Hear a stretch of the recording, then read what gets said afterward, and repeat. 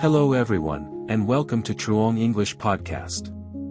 I'm very happy to have you here today.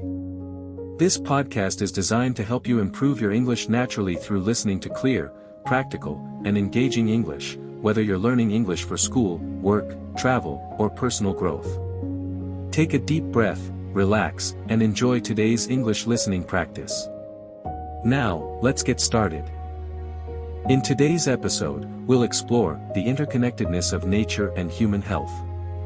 In this episode, you'll learn about the close relationship between nature and human well-being, and how the environment influences our physical and mental health. Listen carefully to the ideas, notice the new vocabulary, and enjoy the reading at a natural pace. Now, let's begin. The interconnectedness of nature and human health. In the web of life, the greenery covering our planet is not just beautiful but essential for the health of all living things, including humans. Ecosystems with plants and animals like amphibians and magpie geese help keep nature balanced by providing clean air, water, and fertile soil. However, industrialization has caused harm to the environment. Rivers that were once clean are now polluted. For example, using chemicals like fungicides in farming helps protect crops but harms amphibians and water life when these chemicals enter water systems. This shows how human actions can disturb nature. The results of environmental damage are not always seen right away. For instance, when a baby in the womb is exposed to harmful chemicals, it can lead to long-term health problems like developmental delays or serious illnesses such as meningitis. These examples highlight the need to protect the environment for both nature and human health. Nature also influences how people act. Many movements encourage boycotting products that cause deforestation or pollution, pushing companies to change their ways. But these efforts must include larger changes, like better farming practices or using captive-bred animals for research to protect wild populations. Human use of resources, such as rainwater, is often wasteful. Even though a quadrillion liters of rain falls each year, much of it is poorly managed. This shows how important it is to conserve nature instead of wasting its gifts. In medicine, new technologies like using umbilical cord blood for treatments bring hope for curing conditions like dementia and paralysis. However, these methods can have risks, such as tumors or unexpected side effects, and must be carefully tested. Other advances, like using special cells to treat spinal injuries, offer hope but also require thorough research to ensure safety and effectiveness. Connecting with nature also benefits mental health.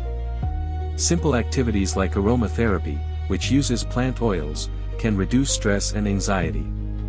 Unfortunately, modern life often disconnects people from nature. Something as simple as smelling a flower can bring calm and happiness. Still, some corporations use green ideas as a way to look good without making real changes. Society must recognize the true value of nature beyond money and focus on its overall benefits. As space exploration grows, with suborbital vehicles becoming a reality, we must not forget to care for Earth. While it is exciting to reach for the stars, we need the same energy to live sustainably on our planet. Literature and history often remind us of the damage we can cause to nature and society, but they also show hope that we can encourage better practices. Clear communication is key when discussing the environment. For example, saying, "Nor did the environment recover quickly when industries kept polluting," highlights the need for precision in describing these issues. In conclusion, the connection between nature and human health cannot be ignored. Healthy ecosystems, medical progress, and our bond with nature all show that human well-being depends on the planet's health. By living more thoughtfully, we can create a future where both people and nature thrive. That was our first reading for today. Now, let's move on to the second passage. As you listen, pay attention to the main ideas, useful vocabulary, and sentence structures. Let's continue. Our second reading today is titled, "A Perpetual Struggle for a Multilateral Future." In this reading, you'll explore the ongoing challenges of international cooperation in an increasingly interconnected world. As you listen, pay attention to the key vocabulary, useful expressions, and the ideas about diplomacy, global collaboration, and the pursuit of a more balanced future. Now, let's begin our second reading. A perpetual struggle for a multilateral future. In the quiet hours of the night, while the world rested, leaders of different nations came together for a significant and secret meeting. Their goal was to create a strong bond that would go beyond individual national interests and focus on solving global problems together. This was not an easy task, as it required putting aside selfish desires for power and working towards a shared responsibility to save a world that was struggling with environmental and social issues. A key part of their discussions was about laws and rules that would guide how nations should cooperate in a connected world. These decisions were made carefully, as one mistake could destroy years of diplomatic work. The leaders agreed that their actions needed to follow principles that protect the basic rights of all people, no matter where they come from. As they prepared agreements, each country tried to add small changes to protect their own needs while still helping the global community. Arbitration was chosen as the main method for solving disputes. In this system, a group of neutral judges would review the evidence from all sides and ensure fair decisions. These international courts had a wide reach, recognizing that modern problems are often complex and change over time. However, challenges arose soon after the agreements were signed. One powerful nation decided to withdraw from an important deal, breaking the spirit of cooperation that had guided the talks. This decision caused worry and uncertainty among other nations. Although the country thought it would benefit financially, it quickly faced economic problems due to tariffs from others, forcing it to rethink its decision. Even during these tough moments, calm minds prevailed. Many leaders avoided rash actions, understanding that reacting too strongly could lead to further problems. Some wanted to criticize those who acted against the collective interest, but others advised taking a more thoughtful approach. Instead of increasing tensions, they focused on finding solutions that would support respect and teamwork. Meanwhile, the world was changing rapidly. Climate change was reducing the number of livable areas, and societies were facing new challenges. Scientific studies on climate and biodiversity constantly reminded everyone of the planet's vulnerability.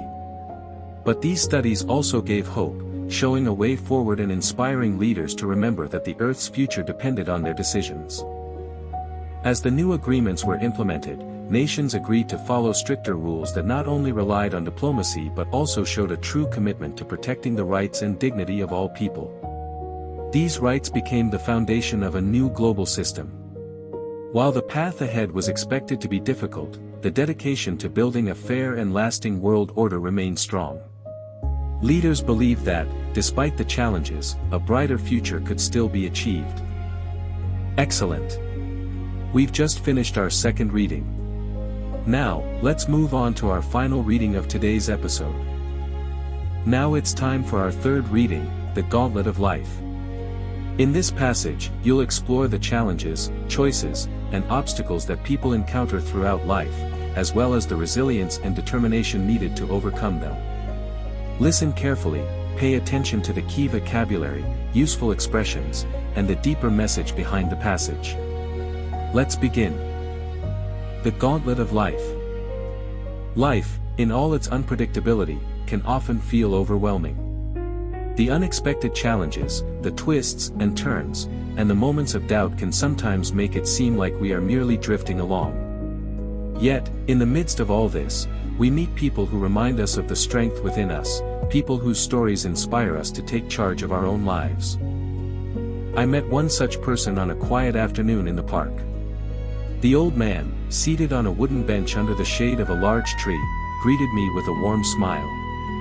His eyes, though tired, were filled with wisdom, and his voice carried a calm, steady tone as he shared his story. He had faced many difficulties in life but had always chosen to stay true to himself. You see, he said, life doesn't always give you what you want. But if you stay honest to your beliefs and work hard, it will give you what you need. His words were simple but powerful, resonating with a truth I hadn't fully understood before. As he talked about his experiences, I noticed a hint of regret in his voice, as though he felt he needed to explain his choices. Then, he reached into his pocket and took out a small, old photograph of himself when he was younger.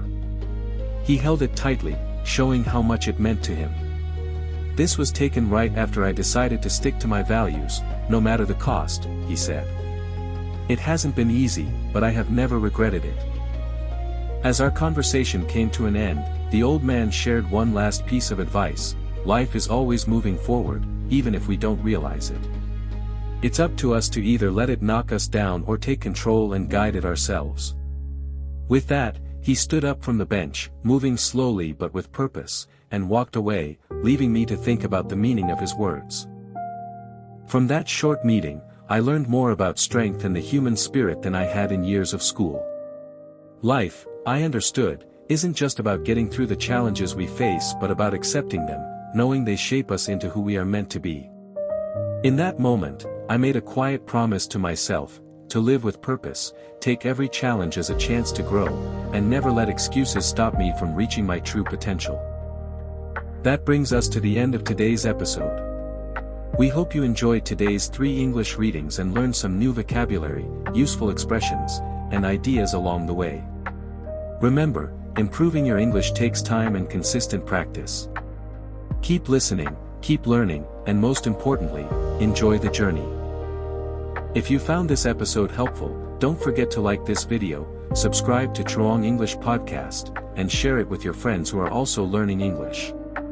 Thank you so much for listening. I'll see you in the next episode.